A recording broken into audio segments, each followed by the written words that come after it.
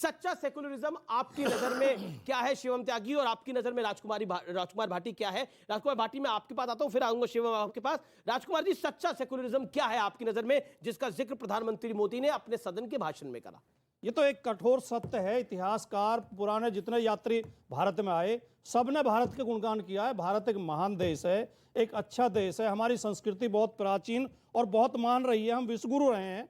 लेकिन ये उसी बिला पे तो था जिसको ये समाप्त करने पे लगे हुए हैं। ये जो रोजाना नए नए विवाद पैदा करते हैं, ये विवाद इस भारत में नहीं थे। अच्छा, रामचरितमानस का विवाद तो आपने खड़ा करा, लक्ष्मण जी पर विवाद आप लोग खड़ा कर रहे हैं, क्यों कर रहे हो आप खड़ा? वैसे पहले आप रोजगार की बात करो, नौकरी की बात करो, क्यों रामचरितमानस की बात कर रहे हो? मैं बता देता। वैसे पहले से 400 साल पहले गोस्वामी तुलसीदास ने लिख दिया, वो 400 साल तक किसी को पता नहीं लगा, अब समाजवादी पार्टी के महासचिव को पता लगा। तो एक वाक्य में सवाल हमारे समझ में आ गया, जवाब सुन लो अब आप। इसका जवाब वैसे मैं पहले सेगमेंट में भी दे चुका हूं। हमें ना रामचरितमानस पे ऐतराज है, न धर्म पे ऐतराज है, न सनातन पे ऐतराज है, न राम पे ऐतराज है।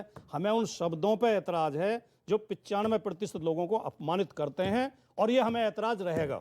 ओके। और राजनीति का 95% बात कहना शुरू कर रहे हैं। हाँ, मैं बता रहा हूं, अभी आपको बिल्कुल क्लियर कट बताता हूं ये कैसा भ्रम फैलाया गया। ये बताइए, ओबीसी वर्ड 1960 से पहले किसी ने सुना था? तो कहां रामायण काल में आ गया 95%? सिर्फ 50% तो डिलीट करिए, 50% तो डिलीट करिए, 50% डिलीट करिए।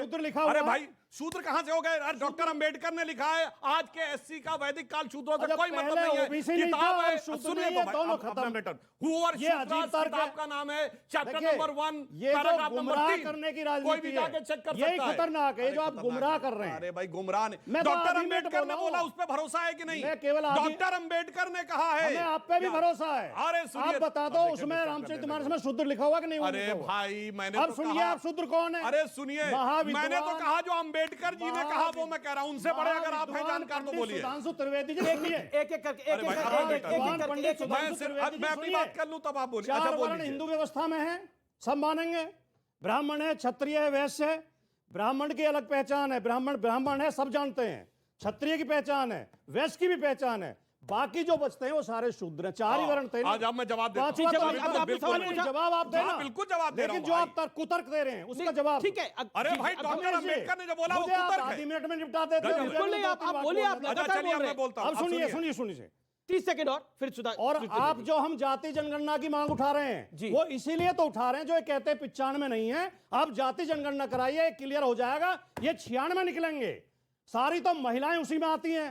आप जो रामचरितमानस में जितना अपमानित शूद्रों को किया गया है उतना ही महिलाओं को भी किया गया। बिल्कुल नहीं, ये गलत है, ये गलत है, ये गलत है, ये गलत है। This is misquoting of Ramcharitmanas. बिल्कुल नहीं करा गया, बिल्कुल नहीं करा गया, बिल्कुल नहीं करा गया। This is misquoting of Ramcharitmanas. महिलाओं के खिलाफ वाली 4 चौपाई बोलिए, महिलाओं के खिलाफ वाली 4 चौपाई। भ्राता पिता पुत्र उर्गारी, पुरुष मनोहर निरखत नारी, होई विकल सक मही न रोकी, जो रवि मणि द्रव रवि विलोकी। ठीक है, बताइए गवार शूद्र पशुनारी सकल। इसका तो स्पष्टीकरण हो गया। और सुनिए और बताइए। चलिए आप सुना। आपने 4 कहा, 10 सुनाता हूँ। सुनिए और सुनिए। अब जवाब सुन लेते ना, 1-1 10 नहीं याद आएगा।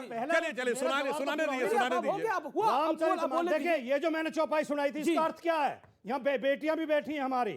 कोई बेटी क्या इसका समर्थन कर सकती है? उसमें लिखा है स्त्रियां इतनी कामुक होती हैं कि चाहे इनका पिता हो, चाहे भाई हो, चाहे पुत्र हो, मनोहर पुरुष को देखते, सुंदर पुरुष को देखते द्रवित हो जाती है। ओहो, ये तो केटी हसन बोले थे। ये अपमान ये तो केटी हसन इनके सांसद बोले थे। नहीं है क्या कि लड़कियां अगर खुले हिजाब से बाहर रहेंगी तो वो भड़क जाएंगे? सुनिए, केटी हसन बोले थे। अच्छा, उस पर बोल सकते हैं आपके सांसद?